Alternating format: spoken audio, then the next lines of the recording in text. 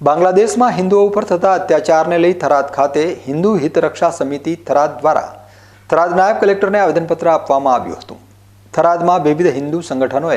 બાંગ્લાદેશમાં હિન્દુઓ ઉપર થયેલા અત્યાચાર રોકવા અંગે નાયબ કલેક્ટર કચેરીએ આવેદનપત્ર આપ્યું છે। આવેદન આપતા પહેલા મૌન રેલી યોજાઈ હતી અને આ મૌન રેલીમાં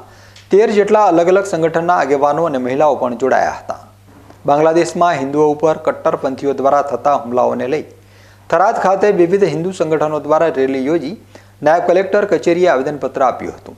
થરાદ ખાતે વિવિધ હિન્દુ સંગઠનોએ આવેદનપત્ર આપી રજૂઆત કરતા જણાવ્યું હતું કે બાંગ્લાદેશમાં હિન્દુઓ અને લઘુમતીઓ ઉપર કટ્ટરપંથીઓ દ્વારા હુમલાઓ, લૂંટફાટ, આગચંપી અને મહિલાઓ પર અમાનવીય અત્યાચારો થઈ રહ્યા છે। તે અત્યંત ચિંતાજનક છે અને હાલની બાંગ્લાદેશ સરકાર એને રોકવાના બદલે માત્ર મૂક પ્રેક્ષક બની રહી છે।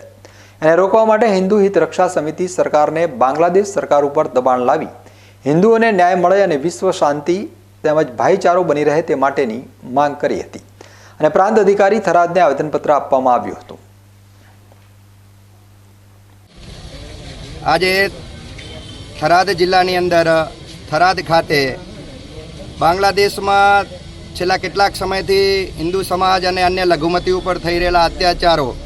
લૂંટફાટ અને જે આગજનીના જે બનાવો બની રહ્યા છે અને હિન્દુ સમાજ અસુરક્ષિત થઈ રહ્યો છે, એને ધ્યાનમાં રાખીને એના વિરુદ્ધમાં હિન્દુ સમાજની સુરક્ષા બની રહે, હિન્દુ સમાજ માટે અને અન્ય લઘુમતી માટે ત્યાં કાયદો અને વ્યવસ્થા તંત્ર કાળજી રાખીને એક કાયદાનું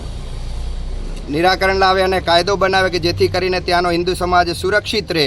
એના માટે એક આવેદનપત્રનો કાર્યક્રમ થયો। જ્યાં બાંગ્લાદેશની અંદર હિન્દુ સમાજ અને મહાકાલી મંદિરને તોડવું, ત્યાંના ઇસ્કોનના સંતશ્રીની ધરપકડ કરવી અને અન્ય સંતો ઉપર ઉત્પીડન અને એમને ત્રાસ ગુજારવાની જે ઘટનાઓ બની રહી છે, હિન્દુ સમાજ ત્યાં અસુરક્ષિત છે,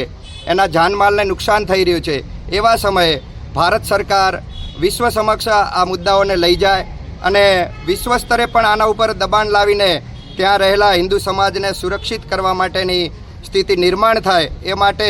સંપૂર્ણ થરાદ જિલ્લાના હિન્દુ સમાજના સૌ સજ્જન શક્તિ, સંત સમુદાય, માતૃશક્તિ અને સૌ સાથે મળીને યુવા શક્તિ આ માંગ કરી રહી છે કે હિન્દુ સમાજના જે ભાઈઓ અને બહેનો ઉપર જે ઘટના બની રહી છે એના ઉપર રોક આવે ને એક કડકાઈથી કાયદો બને અને જે લોકો આ ઘટનાની અંદર જવાબદાર છે એવા લોકો ઉપર સજાનું પ્રાવધાન થાય ને એવા લોકોને સજા કરવામાં આવે તો જ આ ઘટનાને લઈને હિન્દુ સમાજને એક આનંદ થશે કે એના માટે એક કાયદો બન્યો અને જે ગુનેગાર છે એવા લોકોને સજા પ્રાપ્ત થઈ। તો એ માટેની આ માંગણી પણ આ હિત રક્ષા સમિતિના માધ્યમથી થરાદ જિલ્લાના હિન્દુ સમાજના સૌ ભાઈઓ બહેનો અને માતૃશક્તિ એક મીડિયાના માધ્યમથી સરકાર સમક્ષ કરી રહી છે।